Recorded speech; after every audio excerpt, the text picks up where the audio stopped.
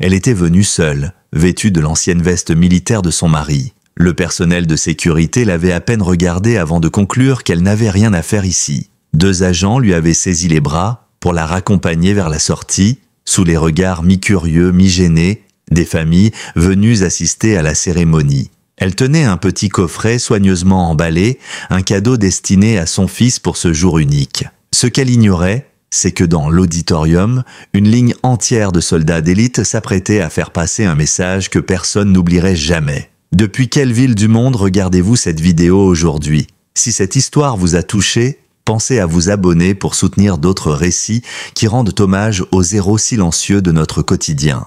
La vieille camionnette de Louise Barrett vibra en entrant dans le parking de l'Académie navale d'Hawthorne, dans le Maryland. Le moteur toussa 2 fois avant de s'éteindre complètement. Elle resta assise un moment, les mains crispées sur le volant, observant les véhicules qui l'entouraient. Partout, des voitures de luxe scintillaient sous le soleil de midi. Des berlines allemandes, des 4x4 rutilants, même une Jaguar avec une plaque diplomatique. À côté, son vieux pick-up Ford de 1995, dont la peinture s'écaillait et dont les ailes rouillaient, semblait tout droit, sorti d'un autre monde. « Respire », murmura-t-elle. « C'est le jour de Jordan ». Elle ajusta le rétroviseur pour se regarder brièvement. À 58 ans, son visage portait les traces d'une vie rude. Les rides creusées par les soucis, la peau durcie par des années passées à travailler dehors. Elle avait fait de son mieux ce matin-là, ajoutant un peu de rouge à lèvres, tirant ses cheveux gris en un chignon propre. Mais c'était la veste qui la faisait hésiter. L'ancienne veste d'intervention de son mari, Martin, mort au combat. Trop grande pour elle, elle pendait sur ses épaules comme une étreinte lointaine. Les coudes étaient usés, les écussons effacés par le temps, mais elle s'y sentait protégée, comme si Martin était encore là pour veiller sur leur fils. Elle effleura la chaîne en argent qui pendait à son cou, au bout de laquelle était suspendue son alliance. « On y est, Martin, notre garçon l'a fait. » Elle sortit du véhicule, lissa les pans de la veste et attrapa un petit paquet emballé dans du papier bleu marine sur le siège passager. À l'intérieur, la montre que Martin avait reçue pour son propre diplôme militaire, un héritage familial qu'elle comptait transmettre aujourd'hui. Autour d'elle, les familles avançaient vers le bâtiment principal. Des femmes élégantes en robes longues, des hommes en costumes bien coupés, tout ce beau monde affichait sans effort les codes de la réussite. Montres dorées, lunettes de marque, chaussures de cuir italien. Louise sentait leurs regards, certains curieux, d'autres moqueurs. Mais elle se redressa, tenant fermement son carton d'invitation dans une main et le cadeau dans l'autre. Elle monta les larges marches en pierre blanche menant à l'entrée de l'auditorium. 2 agents de sécurité en uniforme bleu sombre surveillaient les arrivées. L'un d'eux s'adressa à elle d'un ton sec. « Invitation, madame ?» Elle tendit le carton avec un sourire. « Je suis là pour le lieutenant Jordan Barrett. Je suis sa mère. » L'agent prit le carton, le lut, puis détailla Louise de la tête aux pieds. Il s'attarda un instant sur la veste trop large, les écussons effacés, les chaussures abîmées. « Je vais devoir vérifier ça, madame. Attendez ici, s'il vous plaît. » Louise hocha la tête sans protester et se posta là où on lui indiquait. Pendant ce temps, les autres invités passaient sans encombre. Leurs invitations étaient à peine effleurées du regard avant qu'on leur ouvre les portes avec un sourire. Les minutes s'égrenaient lentement sous l'horloge imposante fixée au-dessus du porche. 5 minutes, 10, 15, finalement, une femme en tailleur marine s'approcha, un carnet rigide à la main, le visage fermé et le pas décidé. « Madame Barrett ?» demanda-t-elle sans chaleur. « C'est bien moi » répondit Louise, un espoir dans la voix. « Tout est en ordre avec mon invitation ?» La femme jeta un regard appuyé à la veste. « Votre invitation est correcte, mais nous avons un code vestimentaire strict pour cette cérémonie. » Le sourire de Louise s'effaça. « Je suis désolé, mais c'est une remise de diplôme militaire officiel. Votre tenue ne correspond pas aux exigences. » Louise baissa les yeux vers la veste. « C'était celle de mon mari. Il est mort lors d'une mission humanitaire au Moyen-Orient. Mon fils, Jordan, la responsable la coupa net. Le règlement est le règlement. Nous avons des standards à respecter. Je ne peux pas faire d'exception. » Avant même qu'elle n'ait le temps de protester davantage, 2 gardes s'étaient approchés. « Veuillez raccompagner Madame Barrett à l'extérieur » ordonna-t-elle d'un ton tranchant. Louise tenta de rester calme. « Mon fils est major de promotion. J'ai conduit pendant 8 heures pour être ici. Il ne comprendra pas. » Les gardes, fermes mais polis, lui saisirent les bras. « Madame, ne faites pas d'esclandre. » Les familles qui montaient encore les marches ralentirent, certaines murmurant, d'autres évitant le regard. Louise sentait la honte la submerger. « Je peux attendre dehors, jusqu'à ce que la cérémonie commence. Je n'ai pas besoin d'entrer tout de suite, » tenta-t-elle, mais on ne l'écoutait déjà plus. Alors qu'ils atteignaient les portes, elle croisa furtivement le regard d'un officier militaire qui semblait avoir reconnu le blason brodé sur sa manche. Mais avant qu'il puisse intervenir, elle était déjà poussée dehors. Les gardes la relâchèrent dès la porte franchie. « Vous pouvez récupérer votre véhicule sur le parking, madame. » L'un d'eux ajouta, plus doucement, « Désolé pour tout ça. » Louise resta debout, figée, regardant les portes se refermer lentement devant elle. La réalité la frappa de plein fouet. Elle allait manquer le discours de son fils, son serment, sa remise de diplôme. Elle s'assit sur un banc de pierre, le petit coffret toujours serré dans ses mains. À l'intérieur, la montre de Martin, l'unique objet précieux transmis par son père, est maintenant destinée à Jordan. 20 ans de labeur, de privation, de nuits sans sommeil, tout cela pour en arriver là. 2 couples plus âgés passèrent devant elle, jetant des regards furtifs.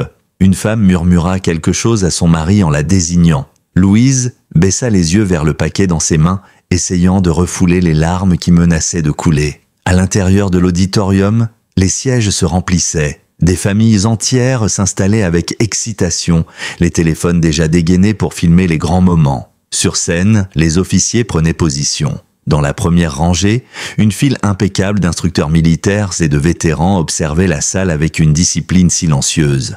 Parmi eux, le commandant Lionel Ortega, en uniforme impeccable, s'approcha du pupitre. Il avait cette prestance naturelle des hommes qui n'ont jamais levé la voix pour se faire entendre. Ses décorations brillaient sous les lumières blanches. « Mesdames et messieurs, nous sommes réunis aujourd'hui pour honorer les hommes et femmes d'exception qui ont terminé l'un des entraînements les plus exigeants de notre armée. » Sa voix résonnait avec autorité. Peu à peu, le brouhaha s'éteignit. Ils ont surmonté des épreuves physiques, mentales et morales que peu de civils peuvent imaginer. Ils ont prouvé qu'ils méritaient leur place dans les rangs des unités spéciales navales. Dans la première rangée, le maître principal David Rivas, un vétéran aux 3 décennies de service, écoutait d'un œil impassible.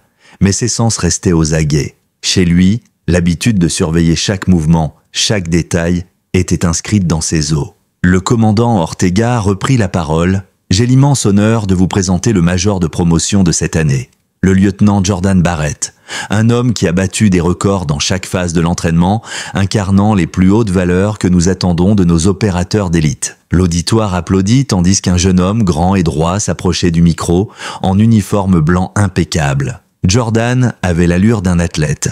Démarche fluide, regard franc, posture impeccable. Mais derrière son calme apparent, une tension grandissait. Ses yeux balayaient la salle, ligne après ligne, d'un mouvement lent et méthodique. Le maître principal Rivas remarqua un léger changement dans l'expression du lieutenant. La mâchoire plus tendue, les sourcils à peine froncés. Quelque chose clochait. Jordan prit une inspiration et s'adressa à l'audience, sa voix claire et assurée malgré une légère retenue perceptible à l'oreille attentive. Officiers, famille, camarades, il marqua une pause à ce mot. « Et amis, c'est un honneur d'être devant vous aujourd'hui pour représenter la promotion 2025. » Dehors, sur le banc de pierre, Louise entendait, étouffée par les murs, une voix amplifiée. Elle regarda sa montre, le discours avait commencé. Jordan parlait peut-être déjà d'elle. Elle songea à repartir, à refaire les 8 heures de route jusqu'à leur petite ville de l'Ohio, mais quelque chose la clouait là. Une promesse. Elle avait juré à son fils qu'elle serait présente, qu'elle ne raterait pas ce moment, peu importe où on la reléguait. Elle resterait. Et peut-être, juste peut-être, pourrait-elle l'apercevoir après la cérémonie. Sur scène, Jordan poursuivait. « Tout ce que je suis aujourd'hui, je le dois à 2 personnes. Mon père, tombé en mission quand j'étais encore enfant, et ma mère, une femme qui a travaillé 3 emplois à la fois pour m'élever, sans jamais se plaindre, sans jamais demander de reconnaissance et sans jamais cesser de croire en moi. » Le maître principal Rivas se redressa légèrement. Cette phrase l'avait accroché. Son regard ne quittait plus Jordan. Mon père m'a appris le devoir par son sacrifice. Ma mère, elle, m'a appris la persévérance par l'exemple. Le jeune homme marqua une pause plus longue et cette fois, son malaise était visible pour quiconque l'observait attentivement. Elle m'a promis qu'elle serait ici aujourd'hui. Dans les coulisses, Rivas s'était déjà levé. Silencieux, sans bruit, il contourna la scène pour sortir par une porte latérale, ignorant les regards interrogateurs de ses collègues. Il traversa le couloir sans ralentir jusqu'à atteindre l'extérieur. Là, sur le banc, Louise était toujours assise, droite, le regard fixé sur la façade du bâtiment. Le coffret toujours sur les genoux, Rivas s'approche doucement. « Madame Barrett ?» demanda-t-il.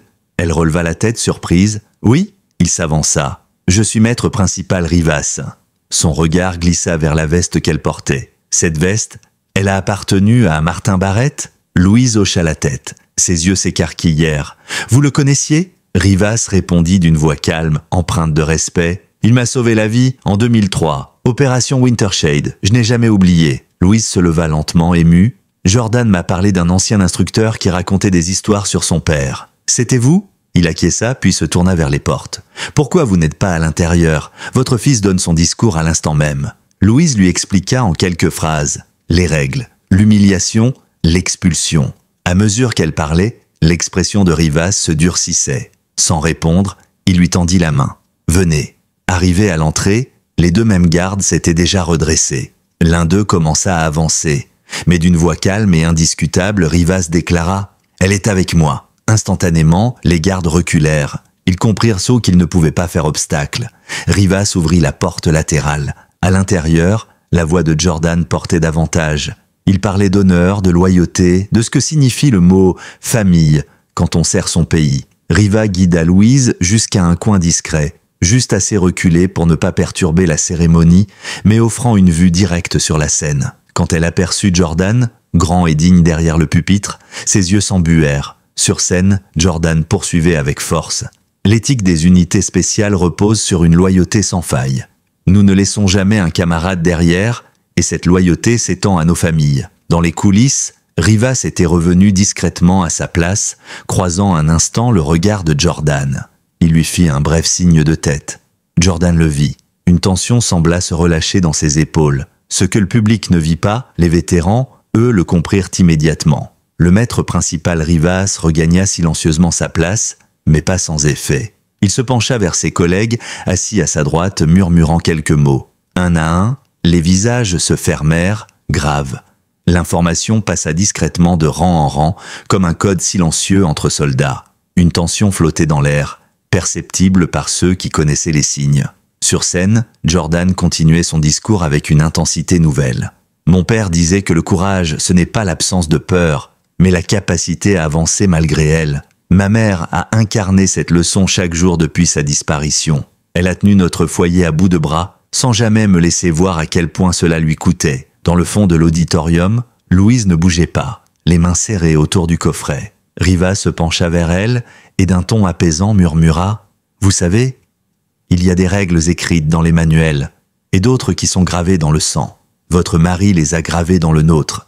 Ce qui vous a été fait aujourd'hui n'a aucune valeur face à ce que vous représentez. » Sur scène, Jordan atteignait le cœur de son message. « En ce jour, alors que nous recevons nos grades et partons vers de nouveaux combats, je tiens à dire ceci. Nous marchons sur les traces de ceux qui nous ont précédés, ceux qui sont tombés pour nous ouvrir la voie, et ceux qui, comme ma mère, ont poursuivi le combat seuls. » Ses yeux balayèrent une dernière fois la salle. Elle m'a promis qu'elle serait ici aujourd'hui. Et si elle m'a appris une chose, c'est que quand elle promet quelque chose, elle le tient toujours. Un léger tremblement trahit son émotion. Dans le public, le commandant Ortega tourna la tête vers l'organisatrice de la cérémonie. Une femme en tailleur strict restait debout sur le côté, le regard tendu. « Où est la mère du lieutenant Barrett ?» demanda-t-il à voix basse. Elle évita son regard. « Je ne sais pas, monsieur. » Ortega fronça les sourcils. Dans les rangs des vétérans, une scène inattendue se déroula. Le maître principal Rivas se leva, sans un mot, puis un autre, et encore un autre. Tous les anciens instructeurs et soldats des unités spéciales, une vingtaine d'hommes décorés, se mirent debout d'un même mouvement. Le public retint son souffle. Leur posture n'était pas tournée vers la scène, mais vers l'arrière de la salle, vers Louise. Sur scène, Jordan s'interrompit, déconcerté. Un silence étrange tomba sur la salle, les spectateurs se retournèrent, confus, puis lentement, l'émotion gagna les rangs. Les gens comprirent. L'un après l'autre, les civils commencèrent à se lever eux aussi, un peu maladroitement, jusqu'à ce que toute l'assemblée soit debout. Le commandant Ortega s'avança d'un pas. « Maître principal, que signifie ceci demanda-t-il fermement. Rivas répondit d'une voix posée mais implacable. Une injustice, monsieur.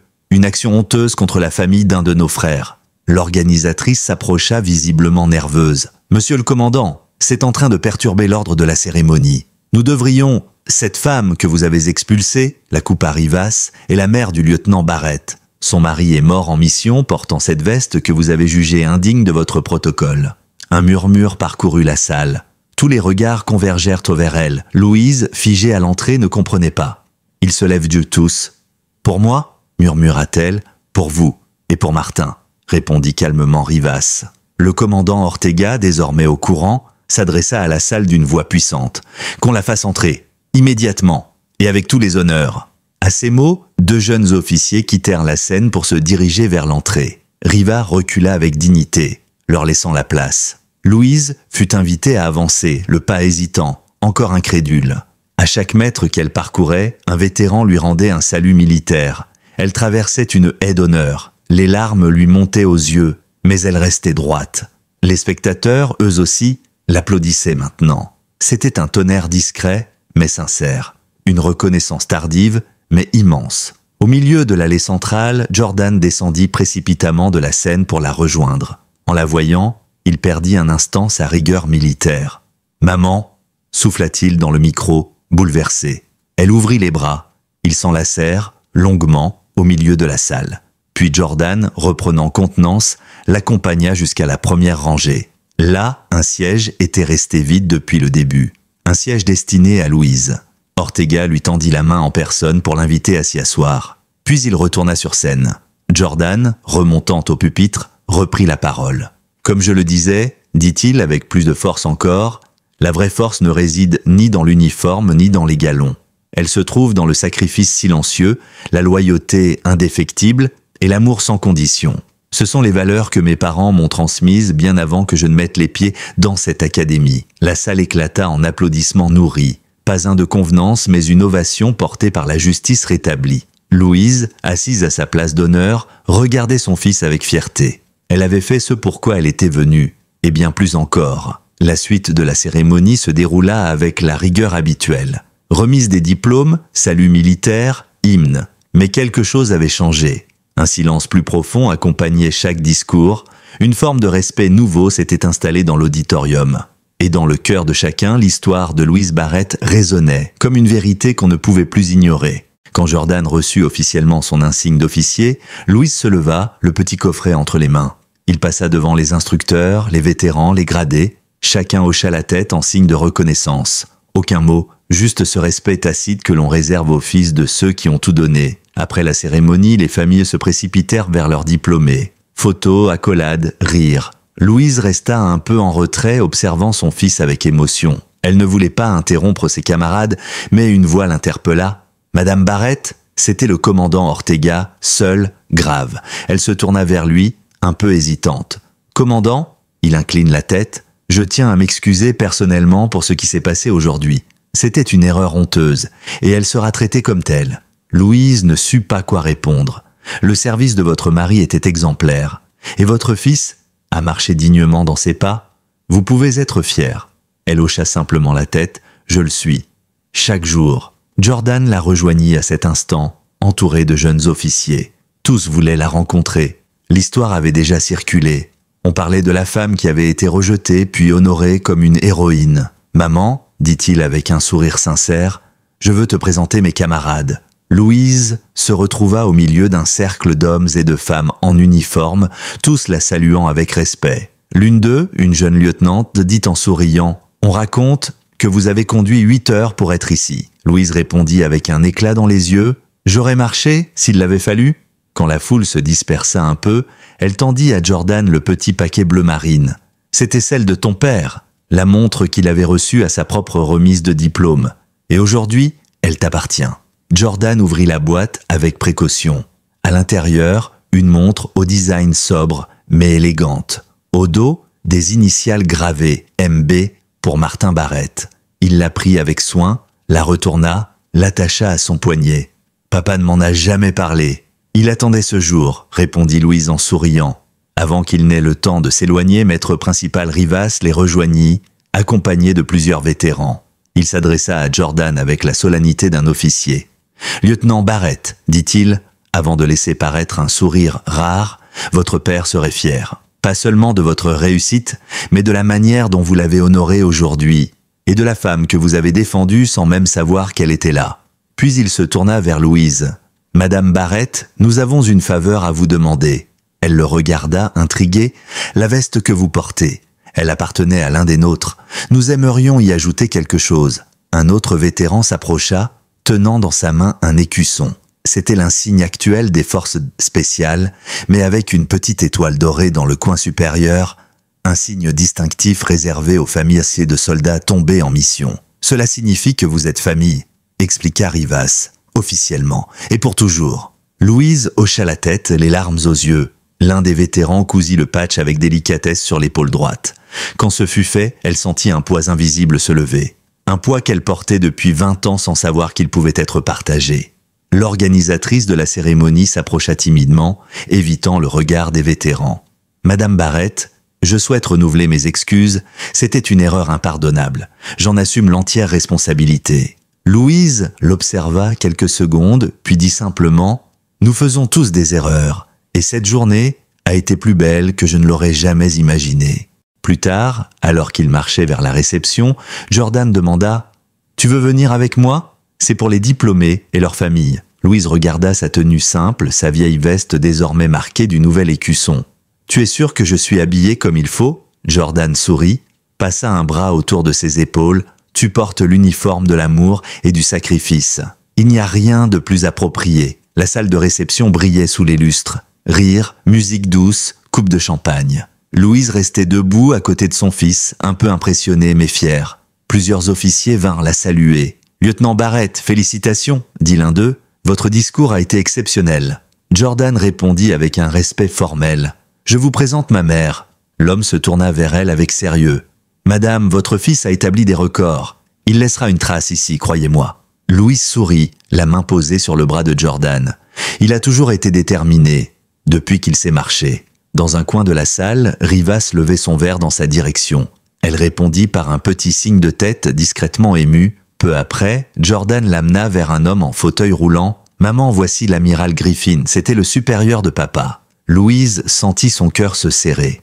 Elle n'avait presque jamais rencontré quelqu'un qui avait vraiment connu Martin. Les missions étaient classifiées. La mort, étouffée par le silence administratif. « Madame Barrett, dit Griffin, la voix grave, votre mari était l'un des meilleurs. Et aujourd'hui, votre fils honore cette mémoire avec éclat. » Il les invita à le suivre dans une petite salle à l'écart. À l'intérieur, une dizaine d'hommes attendaient. Tous anciens opérateurs, l'amiral prit la parole. Ces hommes ont servi avec Martin. Certains étaient à ses côtés lors de sa dernière mission. Jusqu'ici, il ne pouvait pas parler. Mais cette opération a été déclassifiée le mois dernier. Un ancien commandant s'avança. J'étais chef d'équipe lors de l'opération Kingfisher. Le jour où Martin est tombé, il a sauvé 14 otages, dont 3 enfants. Et chacun d'entre nous. Le rapport officiel parle d'un accident d'entraînement. C'était un mensonge. Il est mort en héros. Un jeune officier tendit un portefeuille en cuir. Je l'ai récupéré sur le terrain. Il contient une photo de vous et de Jordan enfant. Derrière, il avait écrit « Ma raison de revenir ». Louise serra l'objet contre elle, les larmes aux yeux. Puis un coffret en bois lui fut remis. À l'intérieur, une croix de la marine, l'une des plus hautes distinctions.